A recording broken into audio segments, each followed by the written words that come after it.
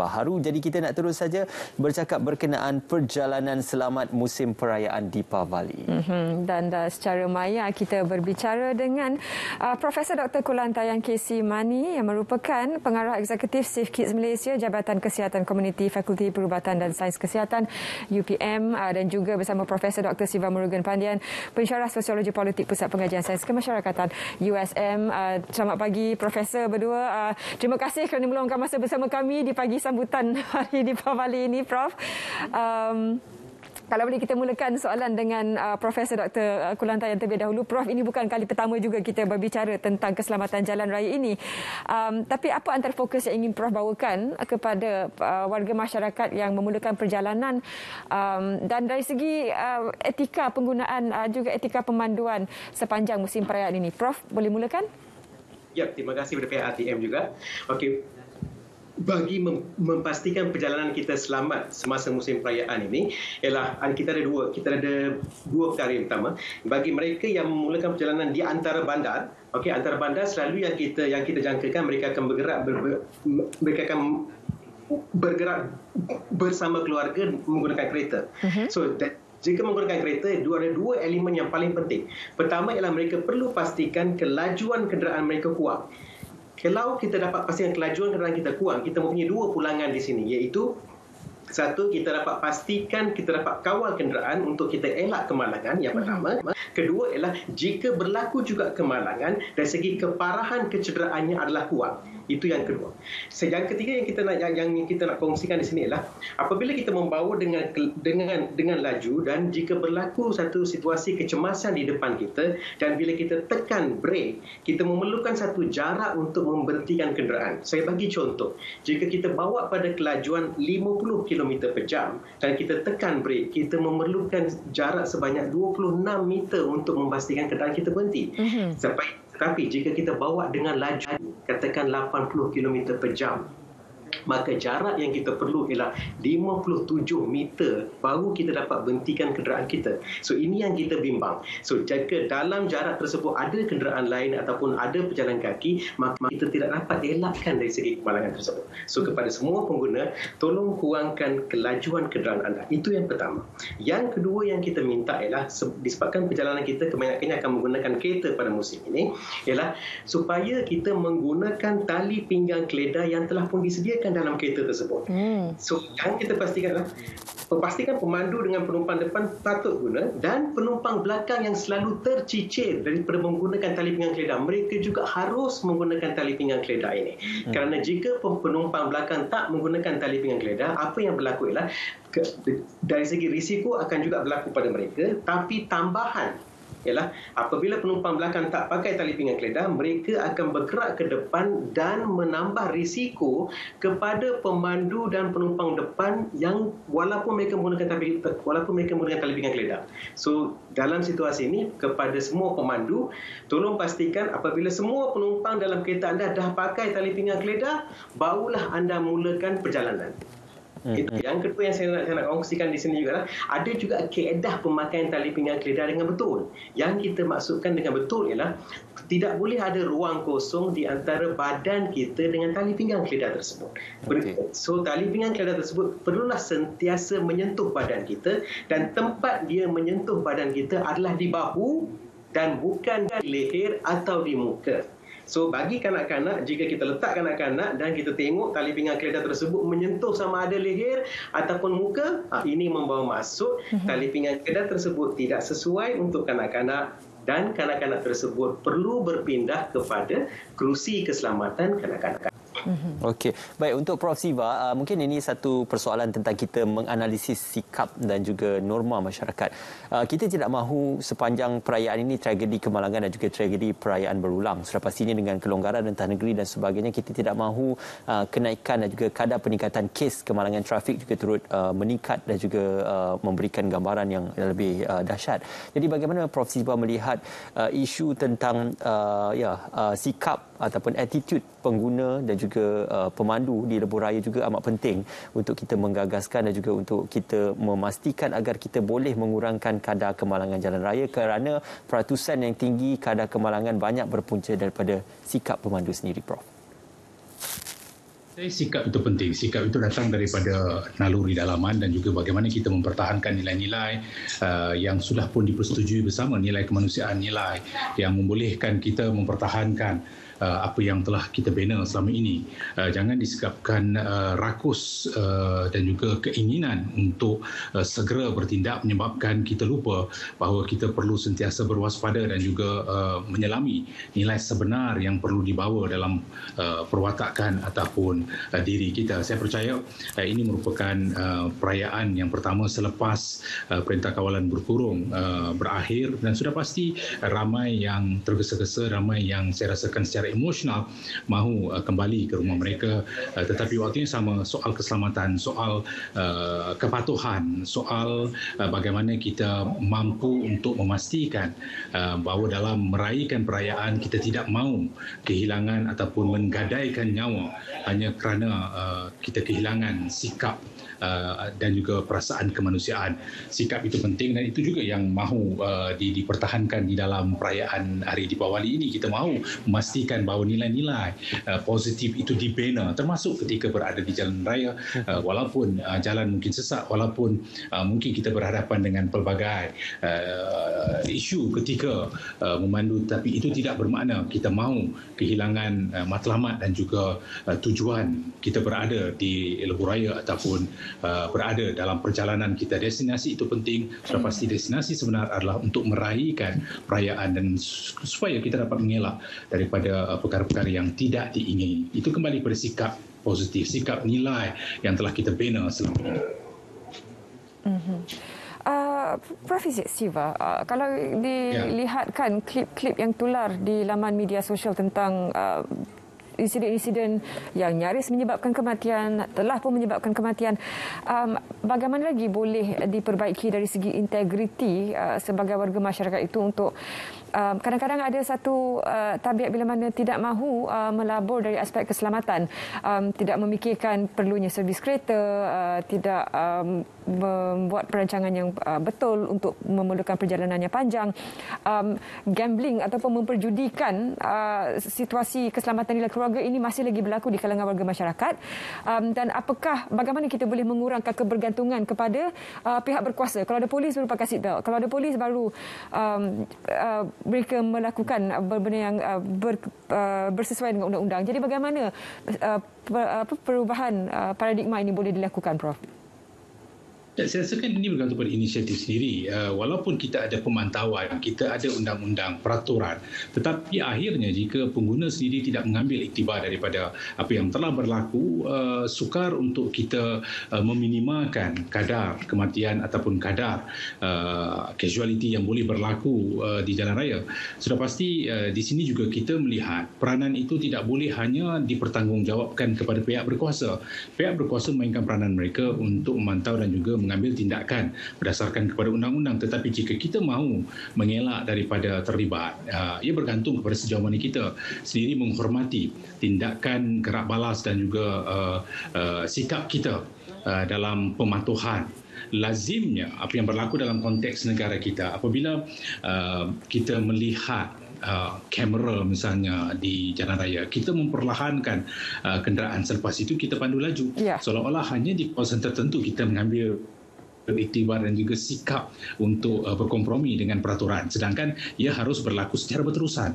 Jadi dalam konteks ini, saya percaya literasi tentang pematuhan ke atas undang-undang jalan raya, sikap dan juga bagaimana kadar kematian itu boleh mengancam bukan saja keluarga tetapi keseluruhan masyarakat. Jadi literasi tentang keselamatan itu harus diperhebatkan. Ia bukan sekadar menjadi tanggungjawab JPJ ataupun pihak berkuasa seperti polis, tetapi ia juga menjadi tanggungjawab ke semua pihak yang terlibat. Jadi dalam membina nilai kemasyarakatan ini, saya percaya inisiatif-inisiatif harus bermula dari peringkat bawahan lagi. Keluarga memainkan peranan, sekolah, universiti, media dan pemimpin sendiri harus menggalakkan nilai-nilai ini supaya kita dapat bukan mengetatkan undang-undang tetapi mengetatkan inisiatif diri sendiri. Kenapa bila kita berada di negara luar kita mematuhi secara menyeluruh, tetapi berada dalam negara kita tidak mahu mengambil tindakan yang sama. Di sinilah saya rasakan kembali kepada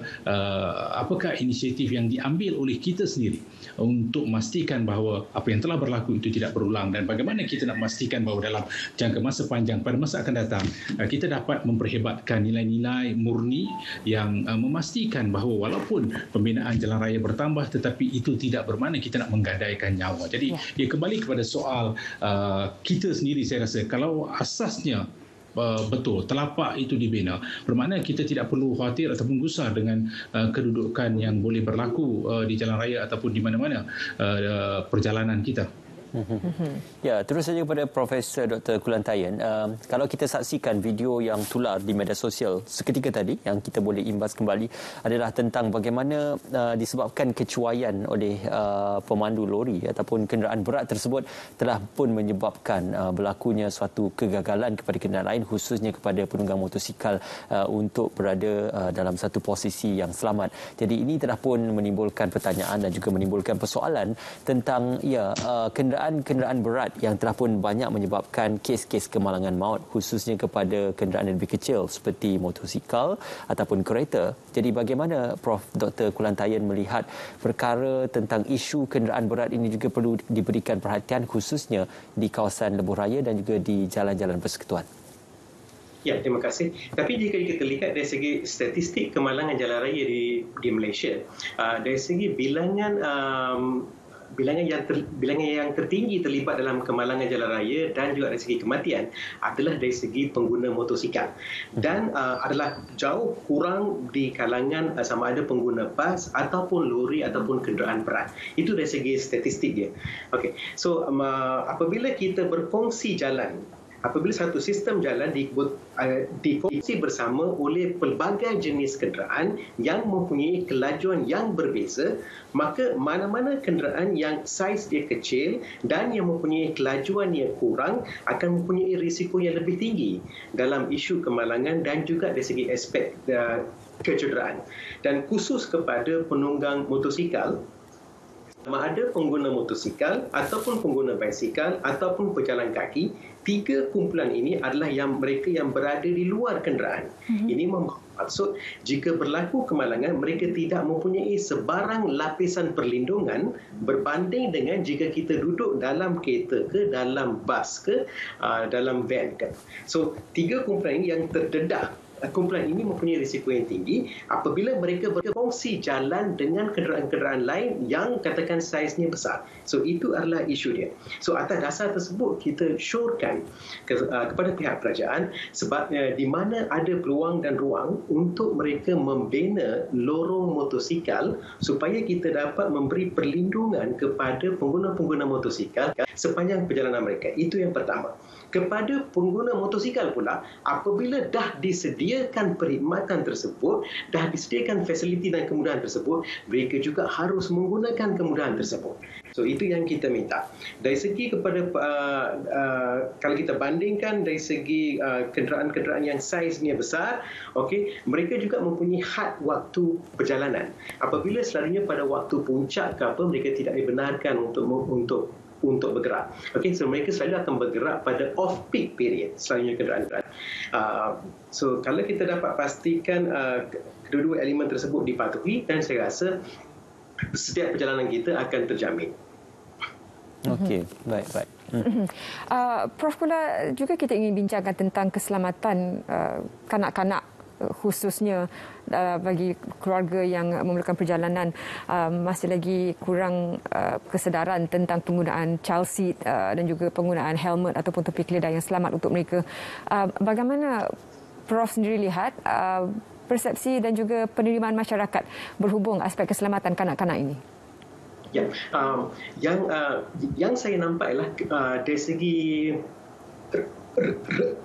respons ialah mereka menggunakan produk keselamatan lebih kepada dengan niat untuk mematuhi peraturan jalan raya dan bukan kerana ia memberi perlindungan kepada mereka. So ini persepsi ini ataupun ini yang this particular culture yang kita perlu ubah. Bermaksud kita menggunakan setiap produk keselamatan disebabkan produk tersebut memberikan kepada kita perlindungan. So kalau kita dah sampai kepada skop tersebut, maka pada masa tersebut kita tidak kisah sama ada tak aktiviti penguatkuasaan, sama ada tak dari segi perundangan. Saya bagi contoh, katakan sekarang kita tidak ada sebarang peraturan dari segi mewajibkan penggunaan topi keledar basikal. Tetapi jika kita tahu topi keledar basikal boleh memberikan kita perlindungan, kenapa kita perlu tunggu sehingga ada peraturan tersebut? Itu yang satu. Yang kedua, dari segi penggunaan kerusi keselamatan kanak-kanak, yang paling penting semasa musim perayaan ini ialah tolong pastikan anak-anak kita memerlukan kerusi keselamatan kanak-kanak, dan khusus kepada mereka yang mempunyai ketinggian bawah 135 cm ataupun berat badan kurang daripada 36 kg. Kumpulan ini memerlukan kerusi keselamatan kanak-kanak dan tolong pasang di tempat duduk belakang. Itu memberikan kita perlindungan yang sebaik mungkin. Ya. Baik, pada Prof. Siva pula, di sebalik keselamatan pemandu, kita juga seringkali alpa dan juga leka dengan keselamatan penumpang, khususnya kepada keselamatan kanak-kanak yang berada di bahagian belakang ataupun mungkin keselamatan di pemandu di bahagian sebelah ataupun penumpang di bahagian sebelah pemandu. Jadi ini menggambarkan bahawasanya isu penumpuan kepada keselamatan keseluruhan mereka yang berada di dalam kenderaan itu juga amat penting. Jadi bagaimana Prof melihat isu tentang setiap aspek keselamatan dan juga aspek alatan yang berada di dalam kenderaan itu, alatan keselamatan itu perlu diberikan perhatian sama ada kepada pemandu ataupun kepada penumpang, Prof? Ya, saya rasakan ia harus bersifat menyeluruh, bersifat total, komprehensif, di mana kita bukan sekadar melihat kepada pemandu dan juga gaya memandunya, tetapi juga mereka yang berada di dalam kenderaan, khususnya kepada penumpang. Bukan sekadar di dalam kereta, tetapi juga kalau kita lihat di bas, lori dan sebagainya, kesemuanya memerlukan rasa tanggungjawab bersama. Di sini mungkin dilema adalah pemahaman. Adakah kita mempunyai pemahaman yang secukupnya bagaimana kita menerap kepentingan keselamatan dan bagaimana kita menjadikan itu satu amalan yang baik. Di sini walaupun ada segelintir tahu peranan mereka sebagai penumpang, bagaimana mereka harus memastikan keselamatan mereka itu juga turut terpelihara, adakah itu sudah menjadi satu amalan secara berterusan ataupun bersifat selektif hanya ketika memerlukan. Jadi bagi saya di sini yang penting adalah peranan pemandu, penumpang, kesemuanya secara menyeluruh penting untuk memastikan bahawa kita tidak berkompromi dengan soal keselamatan. Dan sudah pastilah kita juga harus memastikan bahawa beberapa tindakan diambil sebelum sesuatu perjalanan, dan itu juga menjadi tanggungjawab bersama. Jadi dalam konteks ini saya percaya yang penting adalah bukan sekadar pemahaman, tetapi bagaimana kita menerap dan juga kita jadikan satu amalan yang baik ketika berada di jalan raya. Jadi dalam soal ini, soal keselamatan penumpang secara menyeluruh penting. Sebagaimana yang sudah dinyatakan oleh Prof. Kula tadi, bagaimana kadang-kadang kita lupa tali pinggang di belakang juga penting. Apakah itu diguna pakai hanya jika sekiranya ada peraturan yang mewajibkan penggunaannya walaupun sudah ada, tetapi kenapa kita masih tidak mengutamakan, kita meminggirkan kepentingannya? Adakah hanya penumpang di depan saja memainkan peranan sebagai pembantu kepada pemandu? Jadi bagi saya rasakan dah tiba masanya kita pertingkatkan soal pemahaman secara menyeluruh. Bacaan tentang itu juga perlu diteliti, dan mungkin dari kecil lagi sudah dinyatakan di negara barat mereka sudah dididik dari awal lagi, di peringkat bawahan lagi sudah dinyatakan kepentingan keselamatan penumpang dan pemandu. Bukan sekadar pemandu tetapi juga kepentingan penumpang banyak bergantung kepada sejauh mana mereka juga memainkan peranan mereka, bukan sekadar menumpang tetapi mereka juga ada tanggungjawab bersama. Mungkin kita memerlukan pemahaman yang lebih besar bergantung kepada di manakah kita dapat pertingkatkan nilai-nilai ini. Apakah bukan sekadar memainkan peranannya oleh pihak bertanggungjawab, tetapi pihak-pihak lain bagaimana turut dapat membantu supaya kita dapat memastikan keselamatan di jalan raya ini bukan sekadar menjadi tanggungjawab satu-satu pihak seperti pemandu saja, tapi penumpang juga harus ada nilai yang saya rasakan penting untuk disemai, dipupuk, diajar dan juga dididik menjadi seorang penumpang yang tahu keselamatan tidak sama sekali akan dikompromi dalam mana-mana keadaan. Okey. Prof Kula, kalau kita boleh juga dapatkan nasihat atau saranan Prof Kula sendiri, selain daripada keselamatan pemanduan, memastikan dari segi kenderaan itu juga berada dalam keadaan selamat untuk dibawa. Satu lagi dari segi etika, barangkali Prof, dalam waktu perayaan ini ramai yang barangkali berkumpul ataupun berada di lokasi-lokasi, dan ini barangkali membawa kepada etika dari segi parkir dan bagaimana ini tidak menimbulkan ketidakselesaan di kalangan warga masyarakat. Sebab kadang-kadang pasal parking pun boleh bergaduh, Prof. Bagaimana dari segi keselamatan ini merangkumi segala aspek, bukan saja dari segi keselamatan kenderaan, malah dari segi kepribadian setiap seorang pemandu itu? Okey, terima kasih. Of course,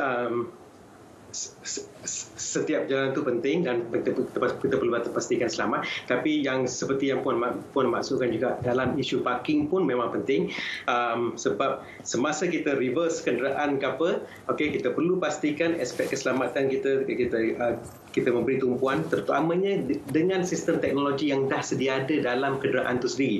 Okey, so kita kena gunakan sistem kamera yang sudah pun sedia ada dan pastikan kita dapat parking dengan baik dan dengan selamat, dan supaya juga tidak menimbulkan isu-isu lain disebabkan berlaku pelanggaran yang kecil. Itu yang pertama.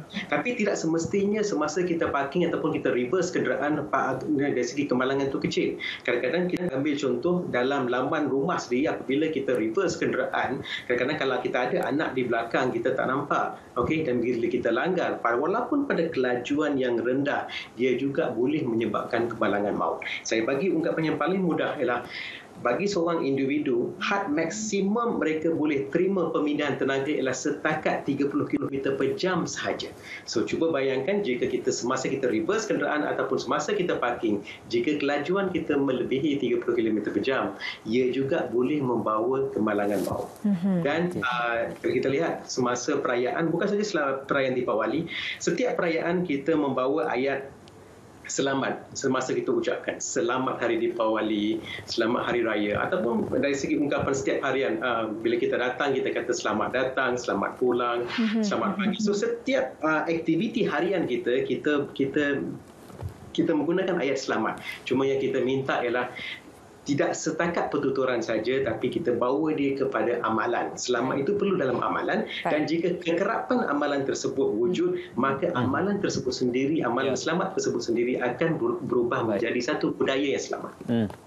Ya, baik, terima kasih diucapkan kepada Profesor Dr. Kulantayan dan juga Profesor Dr. Siva Murugan Padian kerana berkongsikan dengan kami, dan juga selamat menyambut hari Deepawali juga untuk tahun 2021. InsyaAllah kita akan mengharapkan dengan Pesta Cahaya ini akan menghadirkan perkara-perkara lebih positif khususnya untuk negara dan juga untuk masyarakat. Terima kasih kepada kedua-duanya. Sudah pasti berhati-hati di jalan raya sepanjang musim perayaan ini.